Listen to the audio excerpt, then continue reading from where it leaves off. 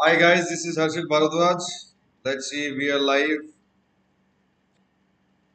Sorry for this 8 minutes delay.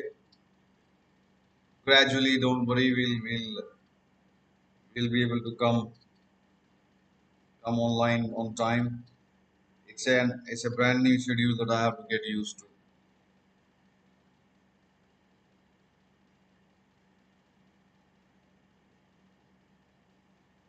So as you all know, everyone, all of you is going to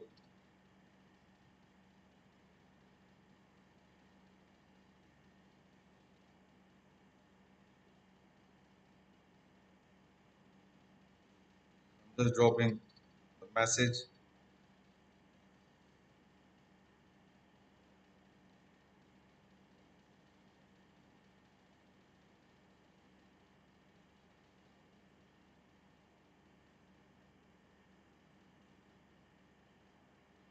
Okay, why am I seeing? Hi, good morning everyone. How are you doing? So today this is the third lesson in WBEATS. This is Harshit Bhardwaj, obviously. If you know me, can you hear me properly? I have the AC on, so I think it will be fine. It's incredibly hot here in Delhi. So in today's class, we'll cover the remaining aspects that I want to talk about of WBH's uh, exam concepts, exam based questions. And good morning, Varun. Good morning, Numra. And at the end of it, I will play you some Rag Bhopali on my flute. I'm trying that in every lesson I give you something extra. This is my flute that I love it. Learned something. So in every lesson I'll give you something extra to help you succeed in life and in the exam. So watch till the end. And so the schedule is now Monday, Wednesday, and Friday, 9 a.m. or 8:30 a.m. I want to do it from 8:30 because some of you said that you wanna start this early. So earlier is better. Difficult for me because normally I start my day 10 a.m. in my office because my day is very long. It goes all the way to 9 p.m., 9:30 p.m., 10 p.m. But I will start today like I've come to my office. No one's here. So I wanna start from 8:30. Let's plan it for Monday. So 8:30 or 9. Give me that much of leeway or privilege. And some of you have already joined the answer evaluation batches. There are two options that I have given everyone. A lot of emails are still pending. Those who have shown interest, please get this done so that I know how many students, which ones are there, and then we'll create a separate group. I have about 5 students who are preparing for mains, writing mains this year, including one aspirant who has already scored a rank, and that student wants to improve the rank. That student is working with me. Apart from that, 4 other students. So looks like I have 5 students who are writing mains this year, and hopefully we'll have a big score by the time you write your mains. You'll have a benchmark. The problem with this English literature optional. Good morning, everyone. Mr. Gill, Reshmi, Varun, Umra. Ask everyone else to join. The problem with this optional is that we don't have an inspiring precedence, as in an inspiring benchmark, like in other optionals, where either you have top 10 or top 100 rankers from those optionals or a lot of 300 plus scores. Uh, we've had some top 100 guys from English literature, but see, at the end of the day, it comes down to how many aspirants actually pick this optional. You cannot ignore that stat. How many in total pick this optional, and how many are able to get to the mains, right? If there are 100 aspirants with English literature optional and only 5% are able to get to the mains, then it's got nothing to do with that optional, right? So you cannot say that optional is not good enough. So picking your optional and clearing prelims, they're two completely different things.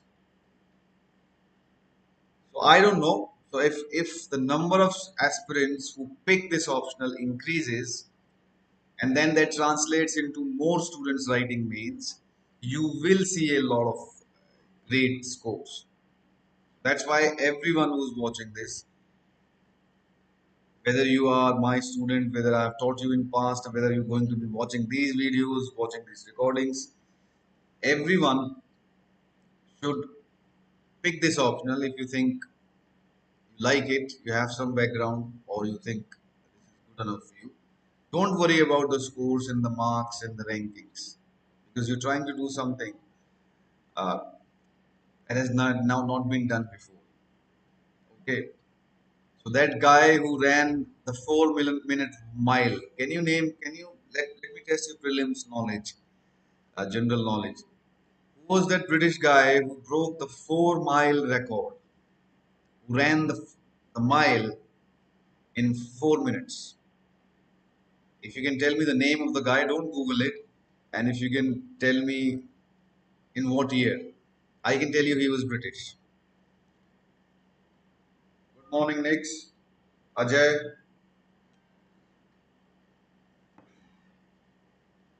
Hmm. Who was that guy who broke 4 minute mile record? And it was a landmark. Now, when you talk about it, people can run a mile in about, I don't know, about 2 minutes, 2.5 minutes, probably less. But the first time that record was broken, nobody could believe it, nobody could conceive it. It was beyond belief. Who's that person? Tell me. Write down in the chats.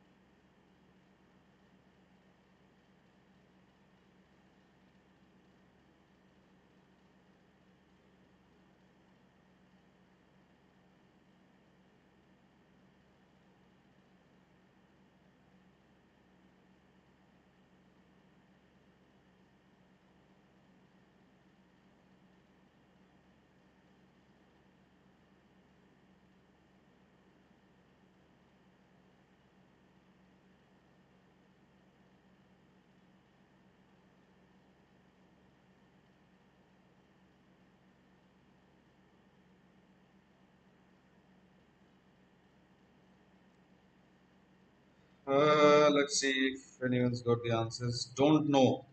Okay. Well, the name doesn't matter actually.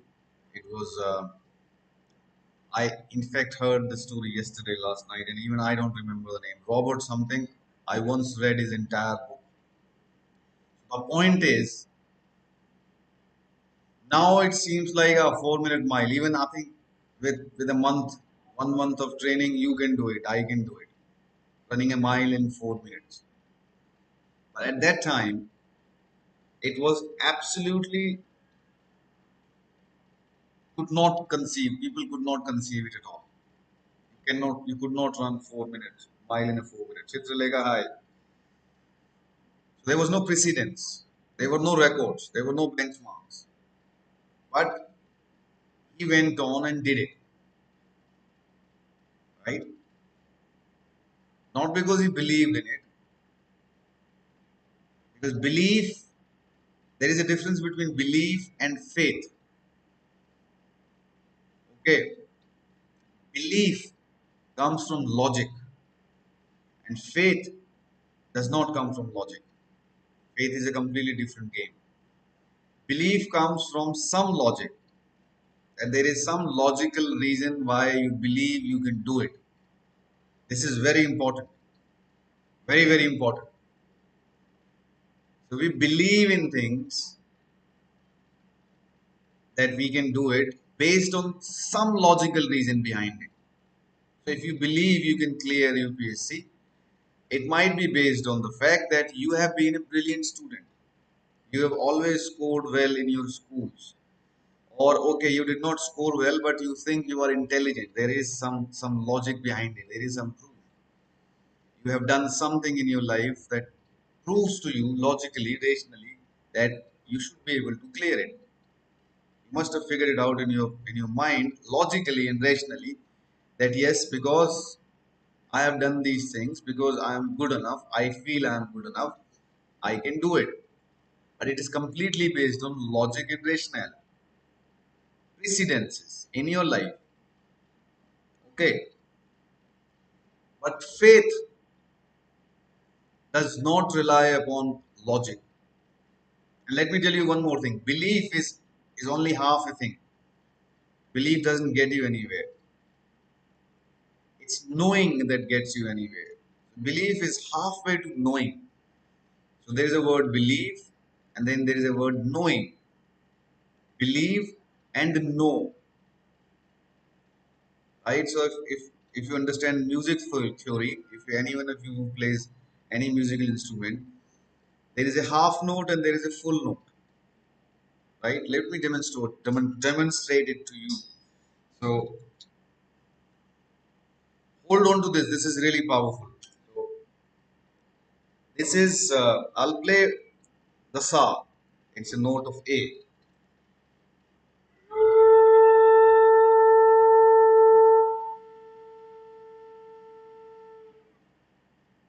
This is the first note. This is the first step.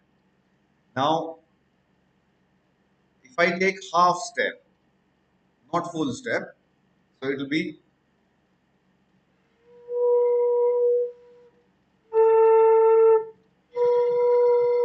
then the full step is,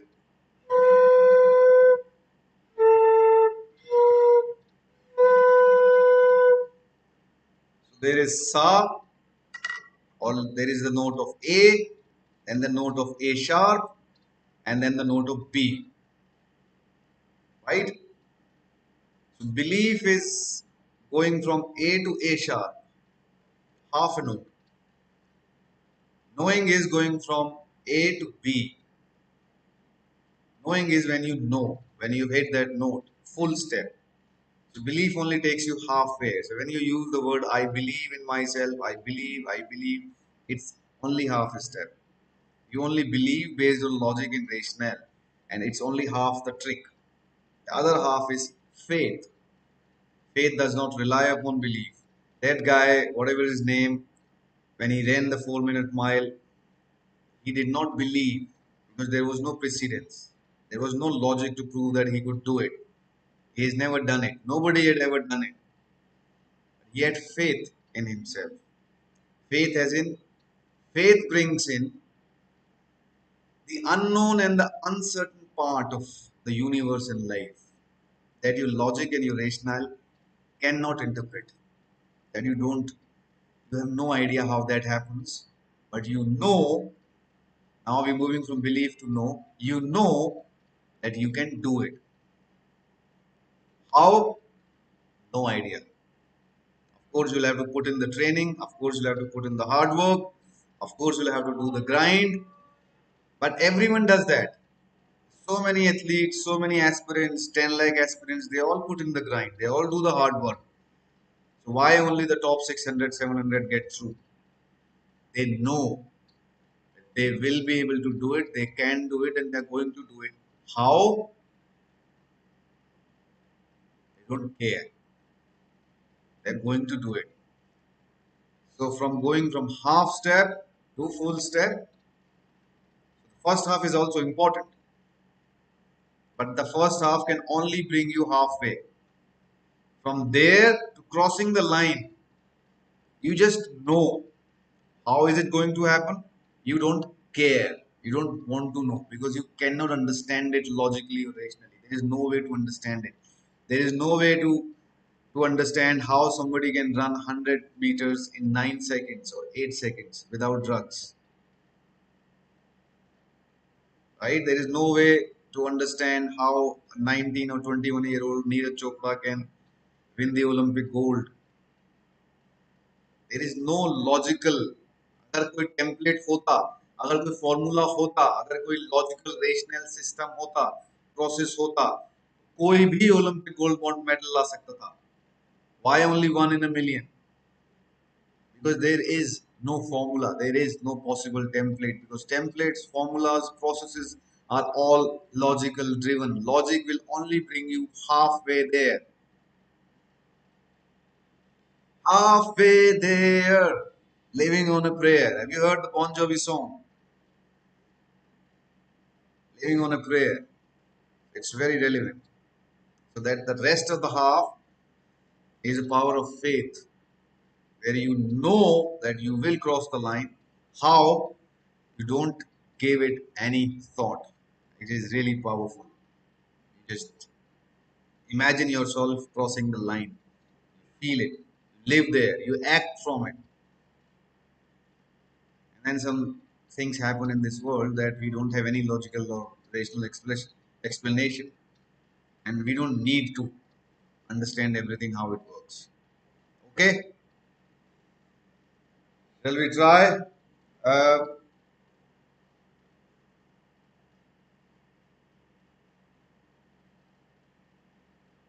okay. I can't see your chats.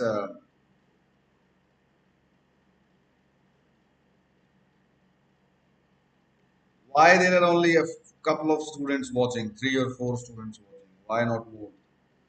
Where are the rest of you?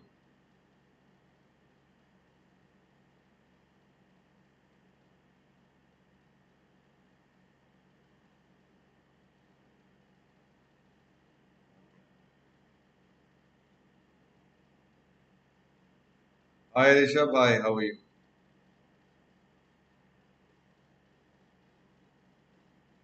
Okay, WB Yates, I hope you must have read all the poems by now. Um, so we can divide WB Yates's thing in, let's say,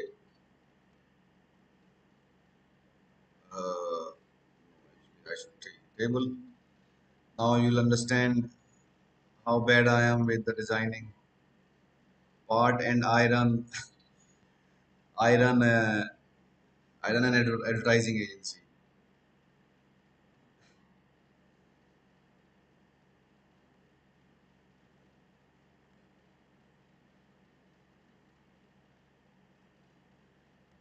I run an advertising and publishing agency.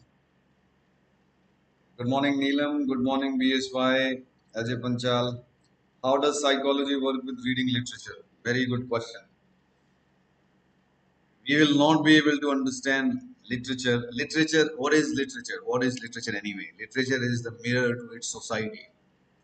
Literature is basically all the books, the texts, the poems. What are they? They simply reflect the society, contemporary society. You're reading T.S. Eliot, W.B. Yeats, that society. It's a reflection of that society. It's not, it's unlike history. History is a collection of provable facts. Like that's a pretty ambiguous situation right now. But history is supposed to be just an account, fact keeping. Literature goes further. Literature does not want to be stuck in the facts only. It goes into the interpretation. It goes into the real psyche and the soul of that society. Right? So literature is a mirror of its society. So to understand a society, you read its literature. And that is an extremely powerful idea because UPSC in fact wants to understand how do you read those societies by reading those texts. Last year, I keep saying this since I started teaching that there are going to be a lot of socio political background questions.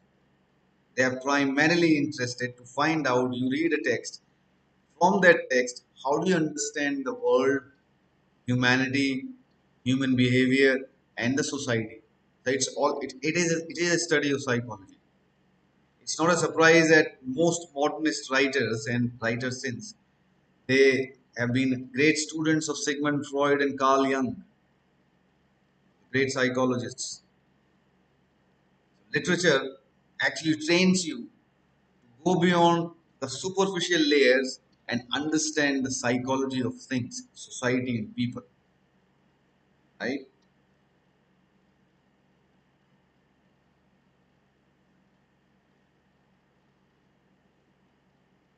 Okay. So, uh,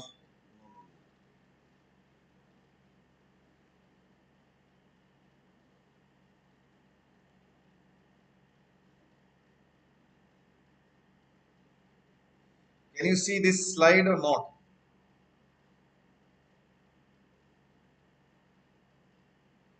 Second slide.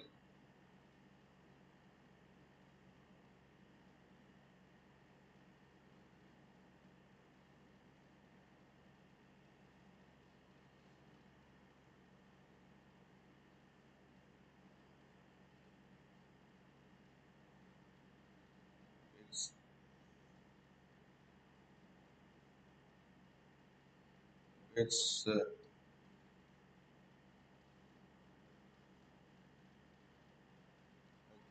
wasn't updated.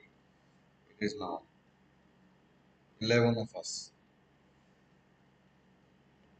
Okay.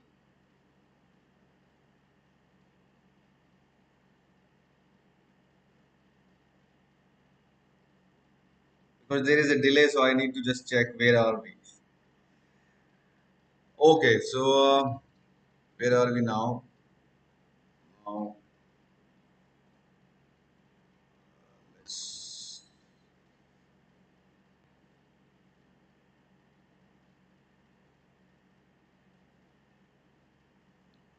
So I'm going to talk about how do we what major concepts that we're looking for in WBH in terms of the exam. First is myth maker. I'll expand the font size. Don't worry.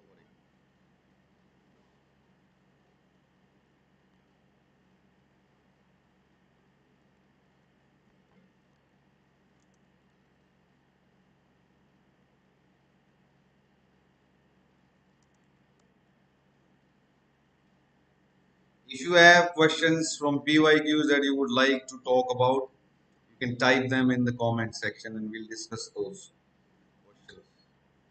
Okay. Okay.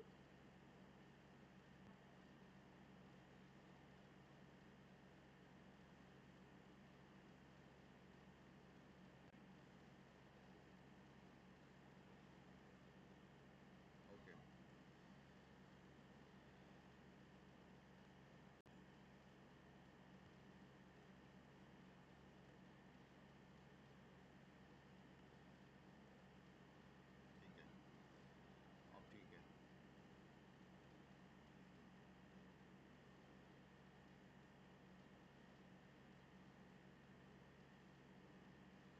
Neelam is still asking. Neelam, you asked this many times. I remember in comments, in emails, and I pointed you to the book list. There are two lessons on book list, two YouTube channel videos.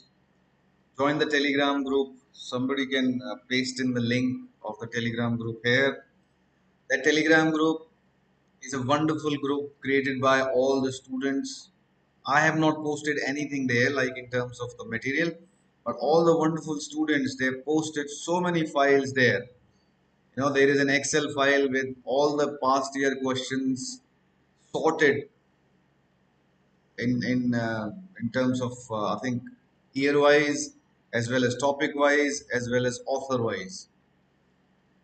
A lot of wonderful and a lot of PDFs about the original text. Original text PDFs are there. This poetry PDF is also there. And next month, by the end, by the end of June or early July, we will have this poetry book printed with annotations that you can use for quick references.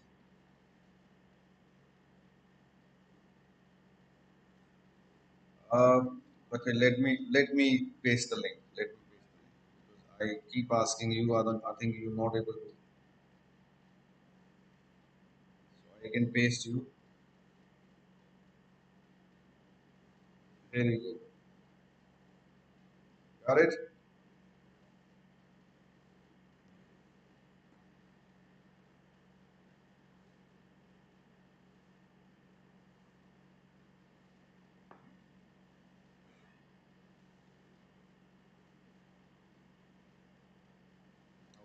Got it. You're running like 5 seconds in delay. I'm 5 seconds ahead of you. Myth maker we talked about, and why this is one of the most important concepts. And please keep your PYQs or doubts, primarily PYQs. If there is a PYQ that you want to discuss, type them in the comments. Today we are only taking the doubts in the PYQs, and I'll just give you a broader picture of what the important concepts are. So why the myth question is important with WBH is we have letter and the swan, we have the Byzantium poems, we have second coming, we have lapis lazuli, um, and Easter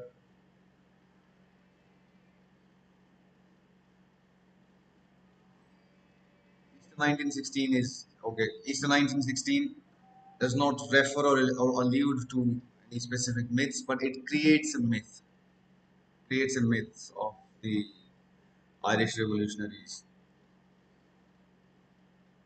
W.H. Auden also, T.S. Eliot also, they use a lot of myths. They use a lot of biblical references. But they simply, Auden and Eliot, they simply refer or allude to those myths directly. Of course, there is always an interpretation of those myths. But W.B. Yeats is considered to be creating a newer version from an existing myth. Like the second coming is a brilliant example of that. Yes? Can I pin this comment? No, I can't. So in the second coming of Jesus Christ, it's a biblical, it won't be a myth, but it's a biblical reference. Second coming of the Christ, the revelation, and he creates a completely another version of it. Right? In the textual version, in the second coming, as it is supposed to be in the Holy Bible, that Jesus Christ would come like Jesus Christ.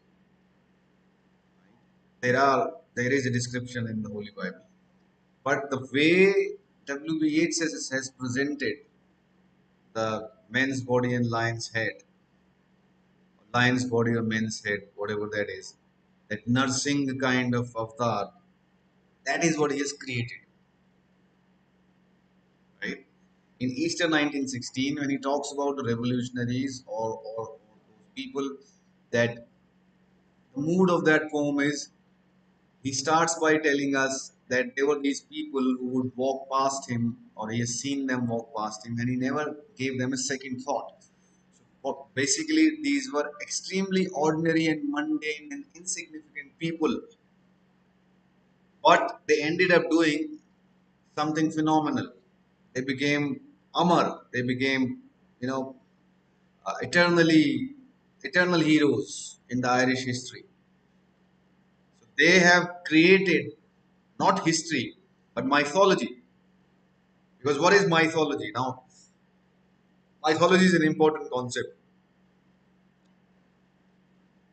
The word mythology comes obviously from myth. Okay, myths. So by definition, a myth is not true. It sits very extreme to history. In our country, there has been a narrative for a long, long time, and there are two sides, two very strong sides of it, in terms of Ramayana and Mahabharata being myths, or Ramayana and Mahabharata being historical events. There are two very strong sides of it. On both sides, there are strong rational arguments, and some people who are hell bent on saying that Ramayana and Mahabharata and all these characters are part of mythology or myth. So, by definition, they are not true, they are fictitious. Some people say we are offended by you calling this myth or mythology. Okay, the word English word mythology primarily applied to the Greek and the Roman mythology, to the Greek and the Roman system of mythology. When I was doing my masters at Liverpool, we were actually taught and given asked to remember and memorize the entire chart and the hierarchy of all the Greeks and the Roman gods and goddesses, the entire, the cabinet of gods. Like Indra has a cabinet in the Hindu mythology, and then draw parallel between the Greek and the Roman mythologies. So,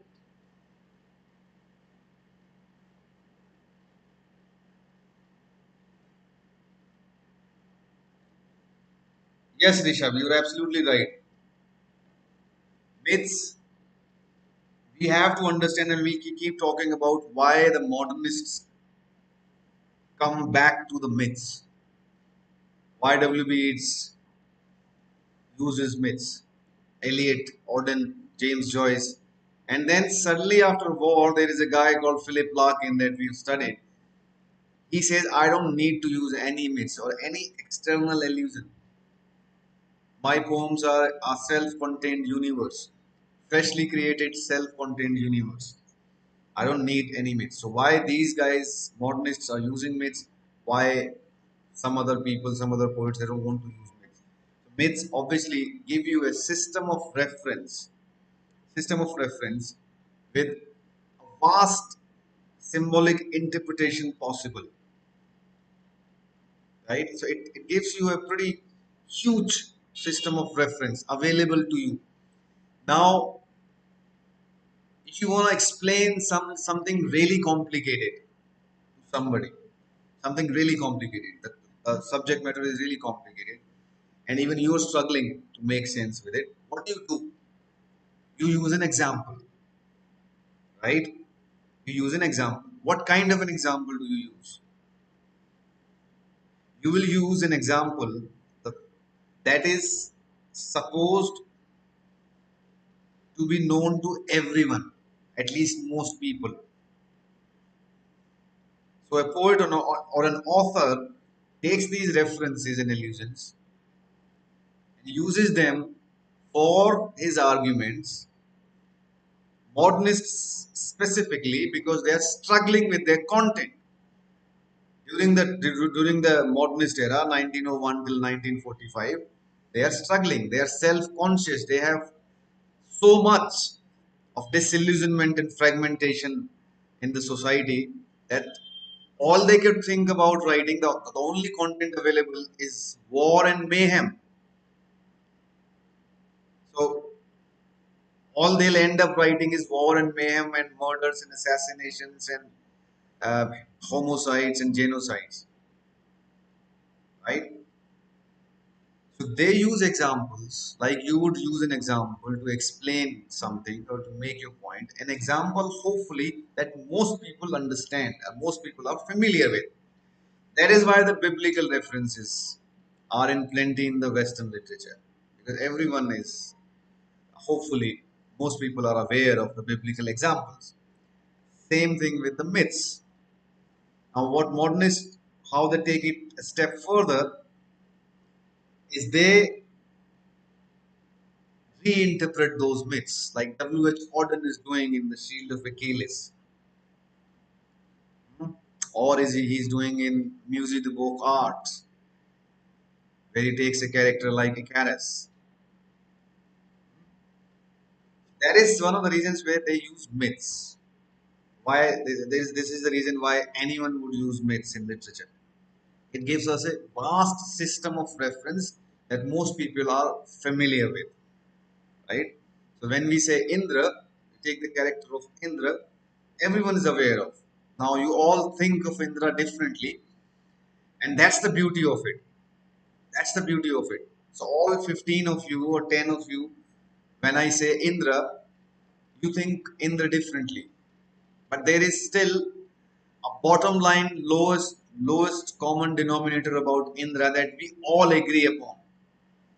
Right? He was a powerful king. He was the a chief of the cabinet of the god. He was the king of kings, and he was very powerful. And he was in this habit of creating troubles. He was always in trouble. Every demon wanted to defeat Indra and get to. He was the king of heaven, Swarg Lok ke Raja. These are some of the things that we all agree upon, and then interpretations are different. Right?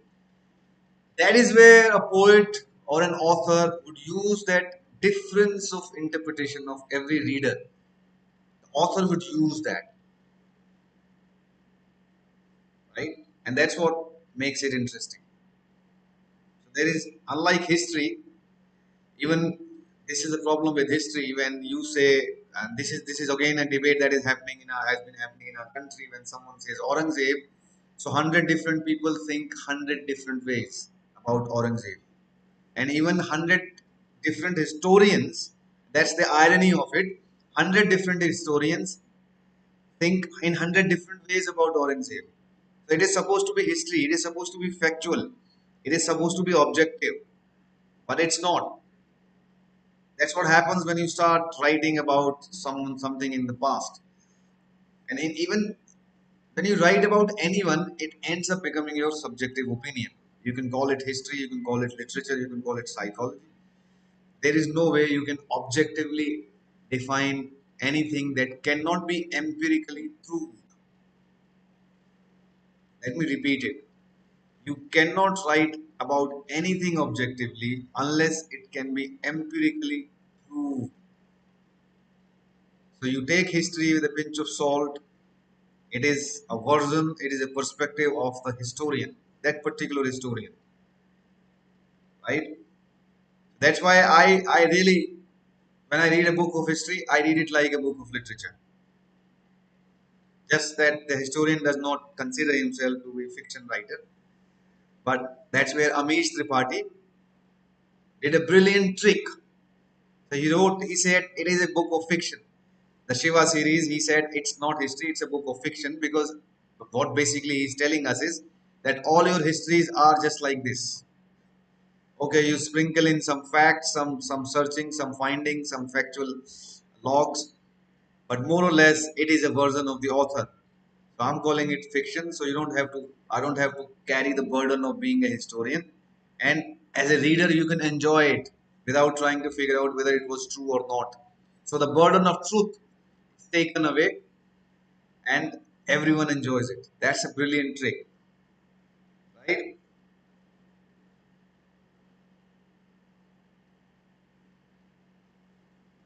Yes, Rishabh, I absolutely agree.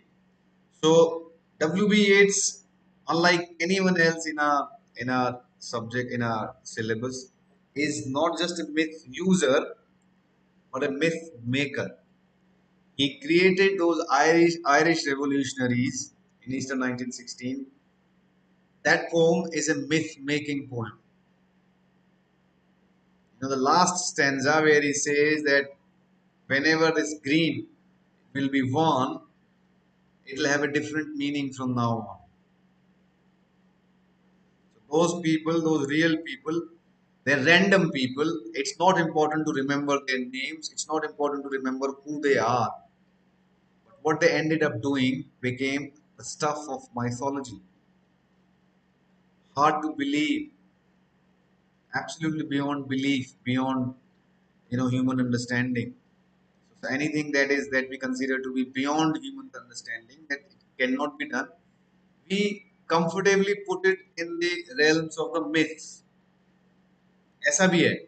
I heard someone talking about the Mahabharat Kurukshetra war and all those things, and he said, see, anything that we feel is practically not possible, not realistic, simply not possible, that we cannot conceive in today's day and age, we put it either in fiction or mythology.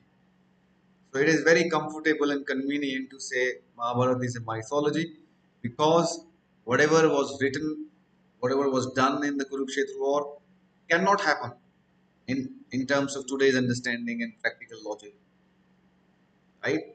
So the futuristic events become science fiction, and how funny it is that science fiction written 50 years ago, they're all coming to be true. Isn't it funny and ironic? So futuristic, they write about 50 years ahead or 100 years ahead. All those great science fiction writers, H.G. Wells, Jules Verne. You know, Jules Verne was writing about 20,000 leagues under the sea. Absolute figment of his imagination. And it's happening now. Science fiction that is futuristic, that cannot be done, so people call it science fiction. In the past, something that has been done, had been done by those great characters, that we cannot practically say that it is possible. We say it's mythology. So it is interesting. Okay, so you understand why WB is considered to be myth maker. Second coming, he creates a myth. In Easter 1916, he creates a myth. Leda and the Swan, he completely transforms that myth of Zeus and Leda and Helen into Ireland and Britain. And interestingly, you can actually apply it to any situation where there is an aggressor and there is a victim. Another poem comes to my mind when I read Leda and the Swan is a poem by Philip Larkins. Can anyone tell me? As you'll read your syllabus, as you'll read more poems, more text, you will have to start making connections between different texts, draw parallels. UPSC has started asking these questions where they take three different characters from three different texts and ask you to draw parallels. In paper one, it has happened many times, like Elizabeth Bennet, Maggie Deliver, and Tess. This year, there was this question on the three pairs of Pride and Prejudice. So, which Philip Larkin poem I am referring to that makes me think that I feel is kind of a parallel, a modern Victorian version of Leda and the Swan. Deceptions, absolutely fantastic. Reshmi and Numra, very good. Do you also feel that? It's just I just uh, I love when such parallels are drawn. And Deceptions is brilliant. Deceptions is a brilliant poem. One of the probably finest ever that I have read on the topic. Compilation of poems we have put in the book. It's ready in the form, in the digital form. We'll be printing it in next 10 to 15 days. So by then, you can read the PDFs. Now, PDFs has that PDF of poetry is got only got the poems. In this compilation, I have annotated all the poems with the references and allusions, list of questions, and some extra stuff. Just enough, not to explain or give you the summary. Just enough so that you can break your way into the poem. And then you'll have a nice big 6 by 9 printed text there where you can underline and make comments. So we have designed the book in a way that the text of the poem is going to be left aligned, and the entire rest of the page will be blank so that you can write down and make notes. Okay, absolutely, very good comment, Numra. There, Leda and the Swan, but again, I kind of want to add to your comment, Nunga, that like you were saying, Leda and the Swan focuses on the psyche of the victim. Yes, he's asking Ireland, and he ends with that question: did you pick up his knowledge with his power when the indifferent week dropped you, left you? What's the word? He's asking Ireland. He's asking, trying to understand the psyche of the victim. But in deceptions, we also get a pretty good insight, very subtle and almost intimate insight of the victim's state, almost very empathetic. I dare not console if I could. Remember that stanza, second stanza. I dare not console you even if I could. He's saying, I don't want to even go there trying to console you. That's such a powerful line. Every time I read it, I've got the goosebumps just by reading this line. So, if you ever met somebody who's had a tragedy happen to his or her life, somebody lost someone or something really bad happened to someone. If you ever met someone, I'm sure, unfortunately, we've all met people or experienced such things in our lives. And when you go and meet the person, first of all, most people are very uncomfortable facing that person. If you drag yourself and you go and meet that person, the words of consolation, as they erupt in your heart, they feel so stupid. Don't you think so?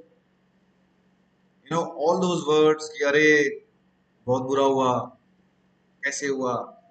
If you're a sensitive person in that moment, if you're a formal person और आप वो हजार बार कर चुके हैं, like the politicians, तो आपके लिए it's just words. You just spit it out and get done with it. But if the person is really close to you and you have to go and console that person, you will not find words, because everything that will come in your mind that you have to say will right away sound very stupid.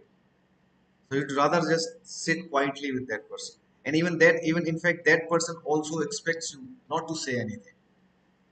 Because words, howsoever powerful they are very insignificant and insufficient when the true feelings must be expressed.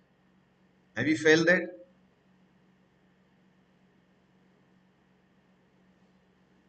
It is one of the most incredible things. And you know why this happens? What this feeling is called? When you're sitting with someone and sharing that person's grief, and you almost feel that person's grief, and in that moment, in that state, you don't want to say anything, because everything you'll say sounds already stupid even before you say it. You don't need to. That state is the state of empathy. And empathy is one of the most powerful gifts that human beings have. Most bad things in this world happens because of lack of empathy. Sympathy is a different thing. Empathy is a completely different thing, and we've all experienced it at least once in our lives. And if we can experience it more, the life will change. So a poet, any poet, Philip Larkin or W.B. Yeats, they are they empathize. They can empathize with strangers. In Easter 1916, W.B. Yeats is empathizing with those random people he didn't even give second look. They were so common, so ordinary, so mundane, but they ended up becoming myths. The legendary status of myths. History can be denied, history can be rewritten, but a myth cannot be rewritten. If you attain the status of a myth, then you are eternal. Those revolutionaries, They have attained the status of a myth. That's how he became a myth maker. Does it make main sense? Okay, revolutionary poet. As I said, we only have two poems, Easter 1916 and Letter and the Swan, primarily. That he's written a lot of revolutionary poems. It's primarily uh, burst into the scene as a revolutionary poet, and it's so incredible that he was doing all this while living in England, right? So he was there. I read a critical article from a very renowned critic who researched on W.B. Yeats as part of his scholarly thesis, and he penned down all the chronology as when he started reading, I started writing, what kind of poems, what kind of subjects he was tackling, and then what happened, how his subjects and themes changed over a period of time. W.B. Yeats wrote for around 30-35 years, 30 years, and so he mapped all the change of themes, and it's a brilliant study actually. We should uh, do this for anyone we would like to know more how that person's themes and subjects change, and it changes. Every poet they change, and we have a very brilliant example with T.S. Eliot. The Journey of Muggy, written in 1927, is a very significant year in the life of T.S. Eliot. We'll talk about it when we'll talk about it.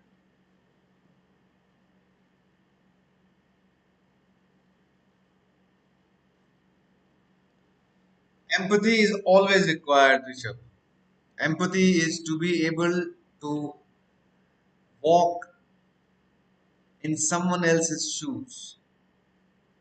It could be your mom, it could be your dad, it could be your sister, your brother, your wife, your husband, your boyfriend, your colleague, your neighbor. Just try imagining a day in the life of your father. Just because I can guarantee you, it doesn't matter how much you love your father or your mother, you only know 10% of how they feel. Empathy requires great courage because it can be really painful. You have to go through pain to come to a realization. So you try and walk in your father's shoes for a day from morning to evening. Do this exercise actually, anyone who's watching this. And just try to live his life for a day and see what his uh, life has been. How does he feel now? What his aspirations? Does he have any aspirations now? Do he still aspire for anything in his life? What his priorities are in his life? What keeps him worried? What gives him happiness? What gives him moments of happiness? What gives him stress? How his day to day, life feels like. Just spend enough time, just a day, just watch him for a day and try to find out. And I can tell you, I can guarantee you, all of you don't even know your father that well. When you will start doing this exercise, you'll realize, and it's a sad thing really, that you will realize that you don't even know your father or your mother or your brother or your husband or your boyfriend. You'll realize that you're so self-centered that everything just revolves around you and your aspirations and your dreams. You've never given any other person a second thought. You take everything for granted. Okay, they're doing. चलता है, सब करते हैं, सब लोग जैसा कर रहे हैं वैसा ही वो कर रहे हैं, कोई नया नहीं कर रहे, उनका फर्ज है. You know, try, try it for a day. You will be a changed person in only a day. एक दिन में you will be a changed person. You'll be more compassionate towards anything and everything. You'll be more kind. You'll be more understanding towards anything and everyone. you'll realize how everyone's going through their own struggles every single moment of their lives. फिर पता चलेगा कि if I don't even know my own father or my mother, then how can I know anyone else in the world? And how can I be a social person? We live on our own islands. Man is an island, said John Donne. And then Matthew Arnold. You'll realize that. You live on your own plateau, on your own separated individual barricaded island.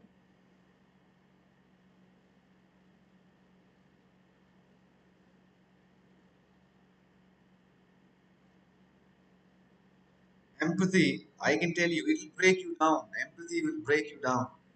Just try and live your father's life for a day. Try to understand what makes him happy. What does he do to be happy? क्या करते हैं वो दिन में उनके लिए क्या है उनकी लाइफ में ऐसा that brings a smile to his face. What his struggles are in his personal life. Okay, he is your father or he is your mother, and they're supposed to be strong. What makes them weak in their knees? What are their fears? What are their dreams? Do they have any dreams left? या सिर्फ उनका सपना आप हो? Their own personal dreams are dead, gone, done and dusted. Life is gone. Are they waiting for their inevitable death? हो गया सब कुछ. Now everything is relying upon you. How do they remember their own childhood? How do they miss their own parents? How do they think about their childhood friends and reminisce and feel about it? Most people, I have been a big drinker. I can tell this to you in a public forum. I've been a big drinker. When I came back, when I was in UK, I was not a big drinker, even though it sounds like an irony. I was just a beer drinker, beer or lager, very controlled. Just I love the taste of lager, which I still do. Just the taste of fresh lager, fresh pint, cold and fresh and chilling. That's it. So it was no drinking. So I stayed there in UK for 6.5 years. I was never a big drinker. When I came back to India, I could not settle in with things. I just struggled huge, big time on all fronts of my life. All fronts. That expression of all hell breaking loose from everywhere. And in a couple of years, the casual drinking converted to everyday drinking. At least for 5 good years of my life, from 2013 or 14, 2013 till 2017, 18, 2018, 19. I was an everyday drinker and I was an addict, proper addict, and everything that comes with an addict. Right? All the yes, the images of afternoons. Again, afternoons is so powerful, isn't it, Aditya? So then I quit, and I'm so thankful to God, and I'm so thankful to. I don't know anyone in my life who has been able to quit. I don't know any of my friends, but I've done so many things in my life that I have no precedents or examples of. Starting with going to England, I knew nobody who lived in England.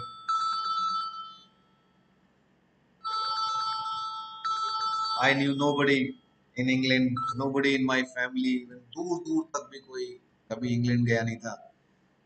I went at the age of 21. Then I came back after spending 6.5 years and settling my life, and everything was so fantastic there. I was living in heaven, and then we decided to come back. I don't know, I still don't know anyone in my circle of friends who has come back after living in England and Europe for 6 years and then quitting this alcohol. So why this reference to alcohol and why this reference to I understand why people resort to drinking, why people resort to bad habits, why people resort to doing bad things in life. I'm talking about normal people. I'm not talking about who are criminals or who are wired like that.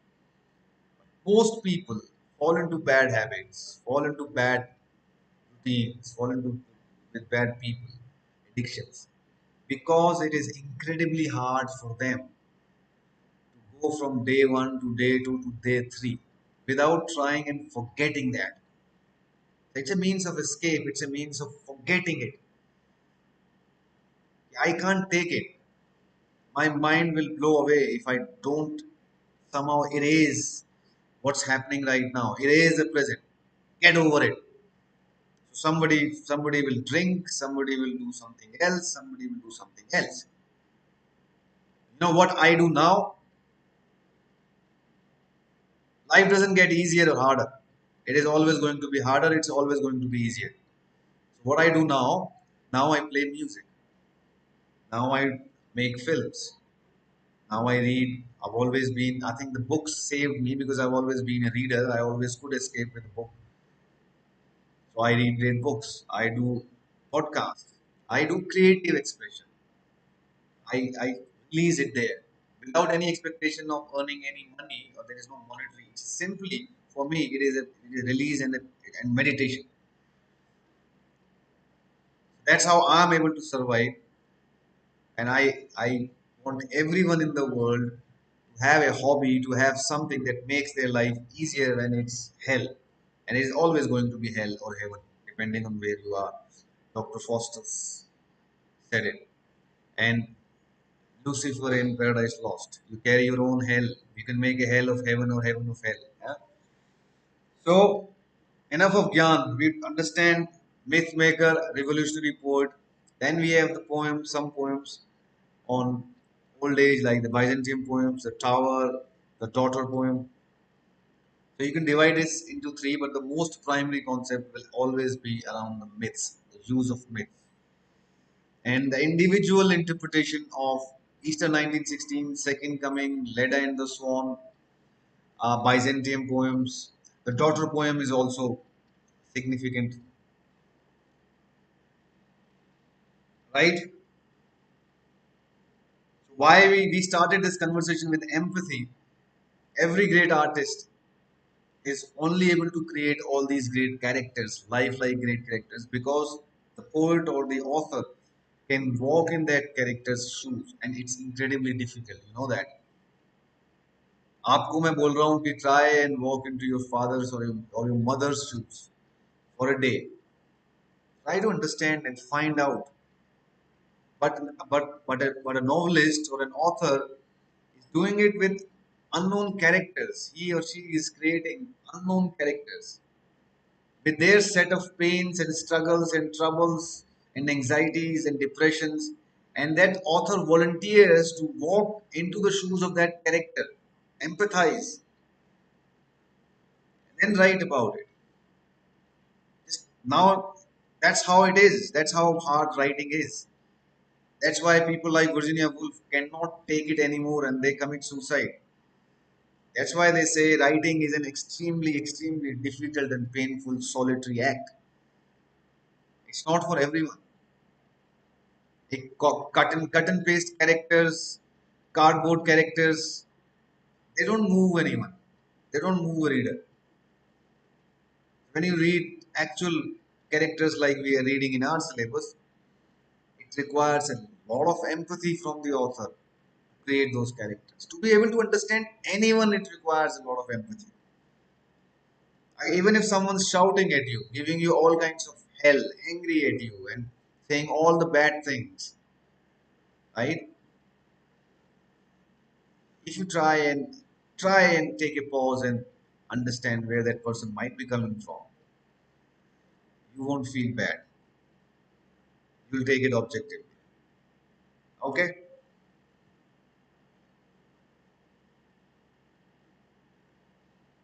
Looks like a lot of gyan. Just give me a second. I need to let my staff in.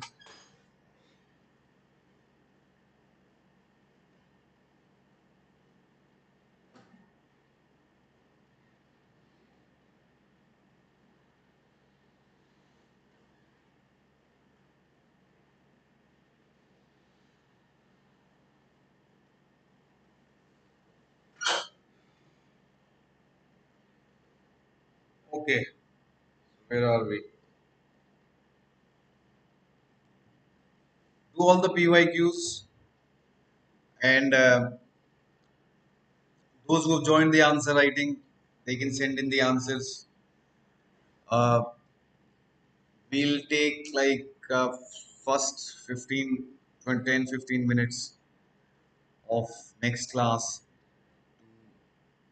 I'll try and show some of the good answers on the screen so that others can understand and get some ideas. We will start with E.M. Foster Monday, so you have entire weekend to finish E.M. Foster's Passage to India. We'll do two classes of E.M. Foster's Passage to India. Then we'll pick up uh, which poet, which poet, T.S. Eliot. We'll start with T.S. Eliot. T.S. Eliot on Friday. I am not able to put down this entire schedule in writing. I wanted to take this week and see how much time do I need to finish each text and how it goes. So I have some clarity. I want to do one more prose text before understanding how much time is needed and how much time I need to give. So Passage to India Monday and Wednesday. E.S. Eliot's The Love Song of Alfred Prufrock on Friday. And then I'll give you the weekend away for The Journey of Muggy and Burnt Norton for Monday. And on Monday we'll wrap up T.S. Eliot. And I think by next weekend, after we've done Passage to India and one class on T.S. Eliot, I will have some idea as to how how much time it's going to take for every text. I'll give you a schedule. Cool. Does that make sense?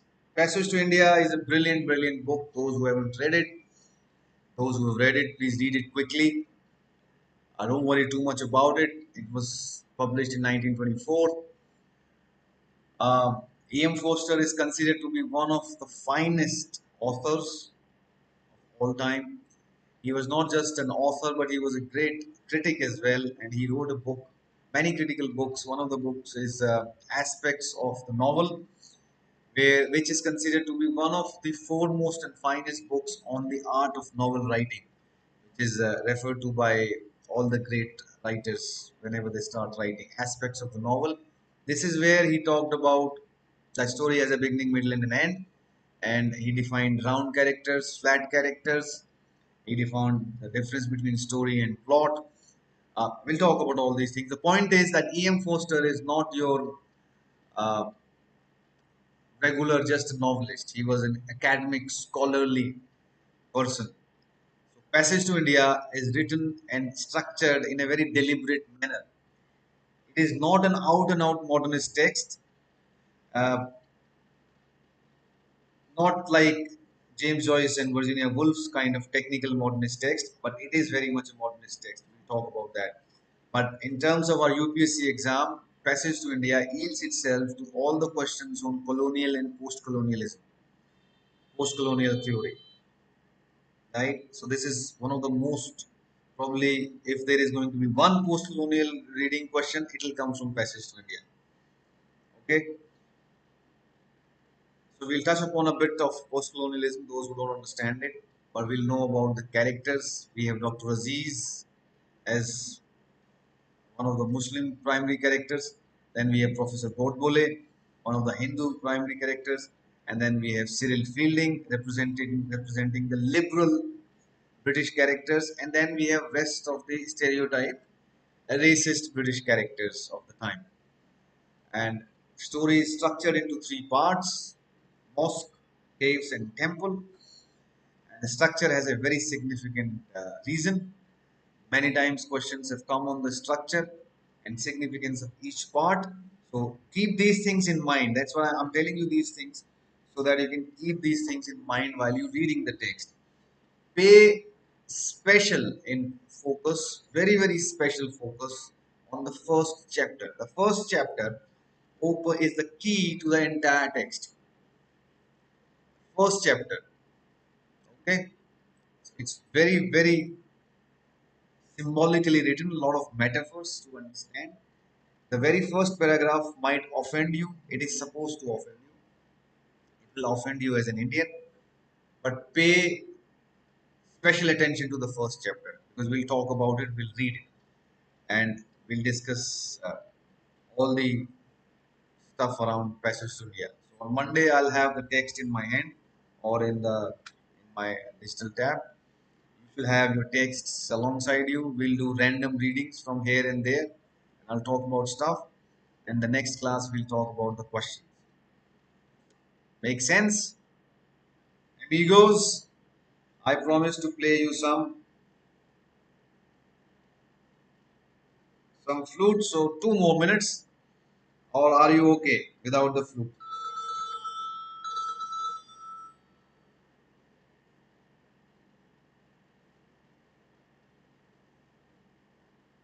Have I taken enough of your time already?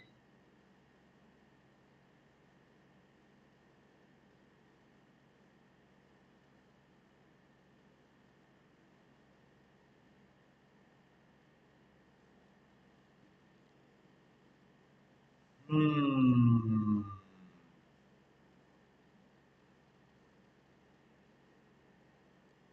Please play.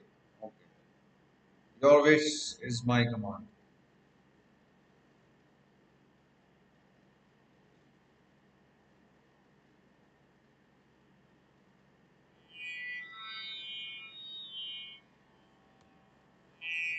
Can you hear the Tanpura?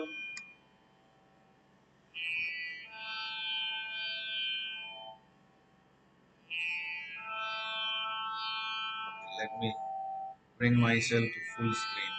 Why not?